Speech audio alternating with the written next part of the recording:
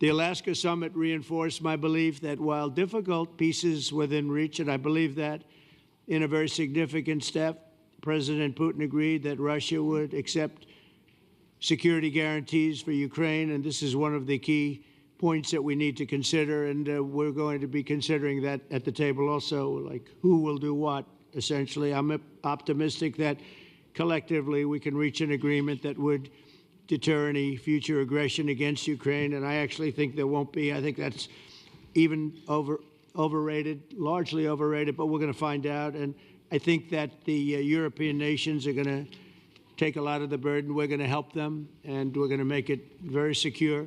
We also need to discuss the possible exchanges of territory, taking into consideration the current line of contact. That means the war zone, the war lines that are pretty obvious, very sad, actually, to look at them, and negotiating positions. President Putin, also, you have President of Ukraine, who is, you just met a little while ago, and we're going to try and get a three-party meeting, maybe as soon as we can, and I have a feeling you and President Putin are going to work something out.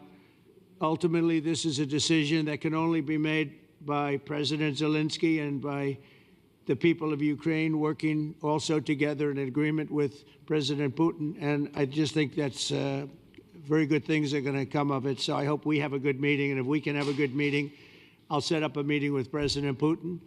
And if you'd like, I'll go to that meeting. And not that I want to do that, but I will do that because we want to save a lot of people from dying. A lot of people are dying, and we got to save them. We got to save it. 5,000, 6,000, 7,000 people sometimes a week.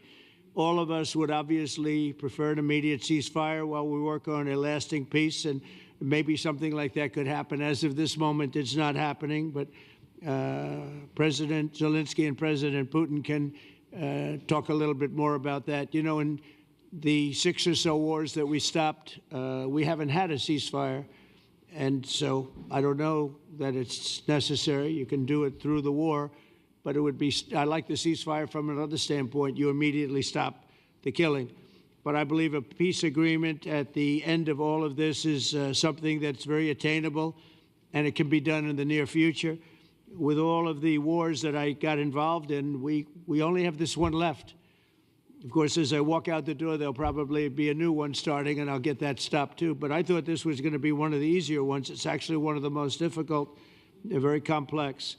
The next step would be for a trilateral meeting, and that will be worked out. And I just look forward to working and having a great result. We're going to spend a lot of time today talking about, and we're really honored you guys came over. I mean, these are the heads of major countries and respected all over Europe.